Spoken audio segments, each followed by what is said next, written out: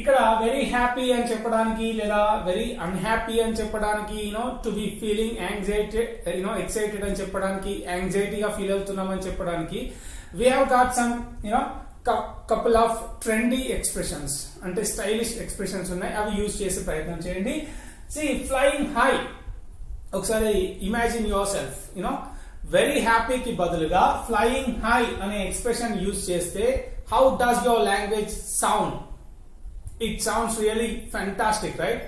Yeah, ఇక్కడ ఏం చేస్తారంటే వెరీ హ్యాపీ అని చెప్పడానికి you can use this, right?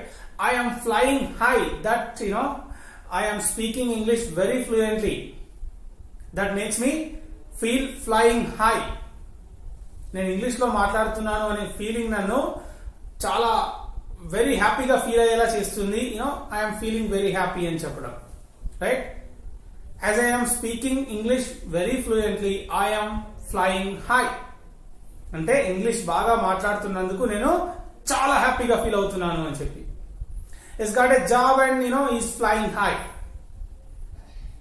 As he got a job, అతనికి జాబ్ వచ్చినందువల్ల he's flying high అంటే అతను చాలా హ్యాపీగా ఫీల్ అవుతున్నాడు. So you can also come up with your own example to remember this strongly.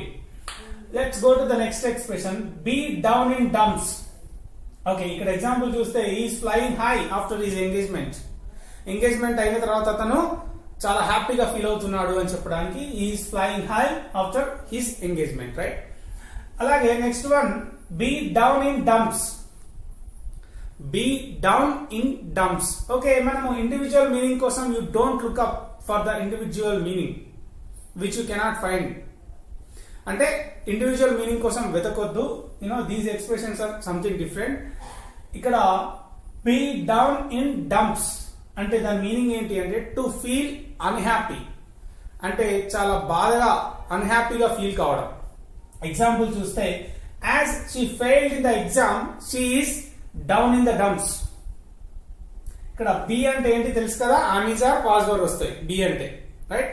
So she is down in dumps అంటే ఆమె చాలా బాధపడుతోంది, చాలా అన్హ్యాపీగా ఫీల్ అవుతుంది.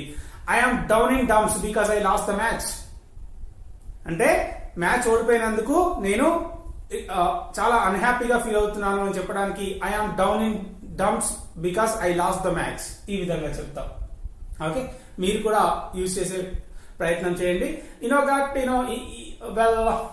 he had a breakup with his girlfriend, now he is down in dumps అంటే అతనికి తన girl friend తో breakup అయింది, అందుకోసం అతను he is down in dumps అంటే అన్హ్యాపీగా ఉన్నాడు అని చెప్పడం.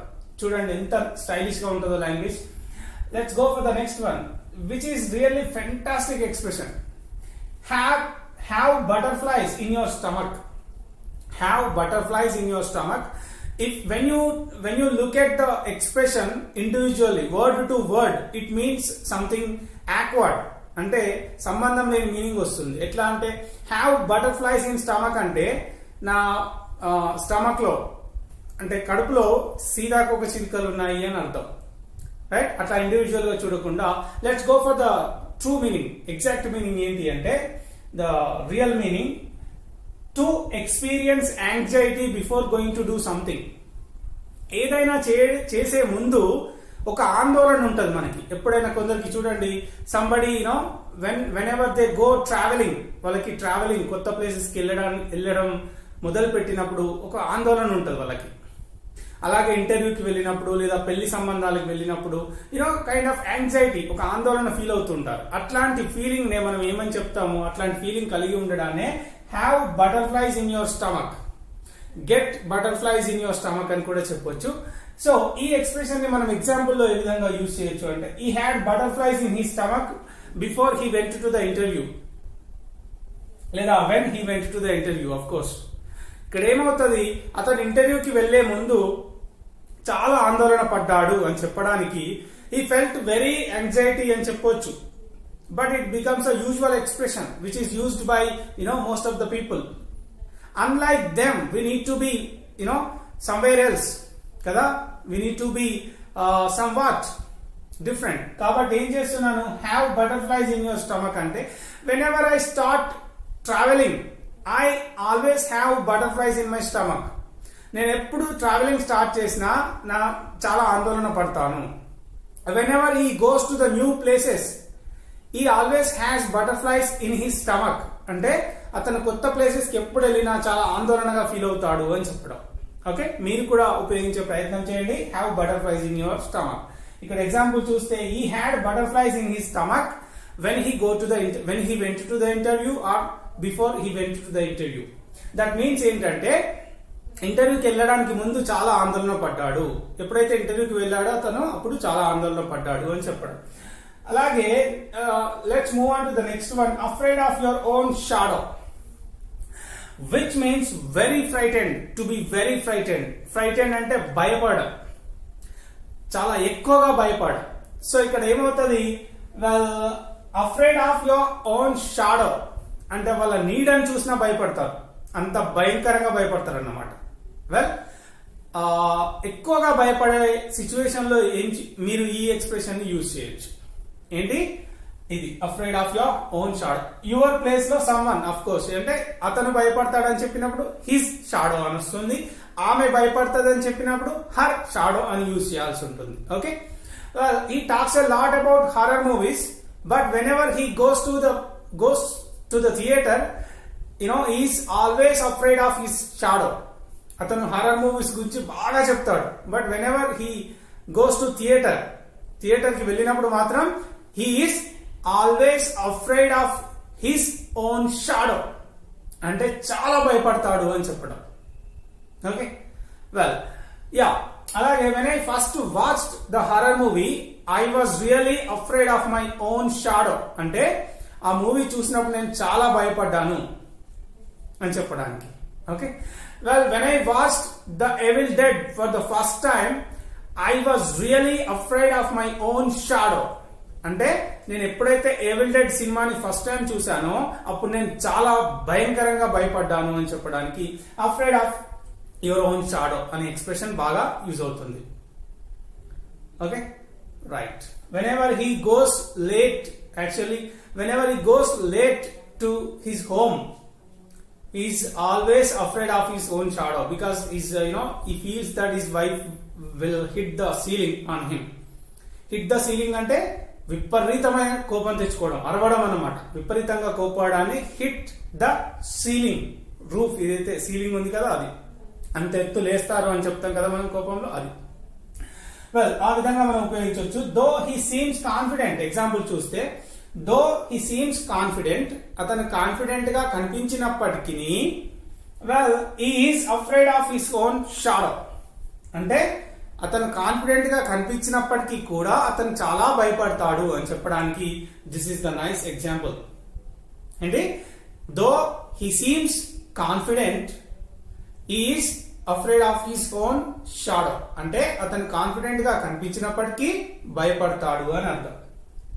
Let's move on to the next one, drive up the wall. Drive up the wall or drive up to the wall, both of them are correct. To annoy or irritate someone అంటే విపరీతంగా విసుగు తెప్పించడం, కోపం తెప్పించడం ఎవరికైనా సరే ఆ situation లో. His stupid jokes always drive me up to the wall అంటే అతను వేసే స్టూపిడ్ జోక్స్ ఏవైతే ఉంటాయో అవి always drive me up to the wall అంటే నాకు చాలా చిరాకు తెప్పిస్తాయి అని చెప్పడం. ఓకే, చిరాకు తెప్పించడం, కోపం తెప్పించడం. అట్లాంటి సిచ్యువేషన్ లో drive up to the wall or drive up the wall అనే ఎక్స్ప్రెషన్ ని యూజ్ చేయండి. Drive somebody up the wall అంటే ఆ మధ్యలో ఎవరినైతే కోపం తెప్పిస్తారో వాళ్ళది అబ్జెక్ట్ వస్తుంది. ఇక్కడ నాకు కోపం తెప్పిస్తాడు కాబట్టి drive me up the wall. So ఈ విధంగా ఉపయోగించే ప్రయత్నం చేయండి. అలాగే bite someone's head off, bite someone's head off అంటే తలని కొరికేయడం కాదు. ఇక్కడ దీని మీనింగ్ ఏంటి, to respond with anger. To respond with anger అంటే చాలా కోపంగా రెస్పాండ్ కావడం, ఏదైనా అడిగినప్పుడు చాలా కోపంగా రెస్పాండ్ కావడం.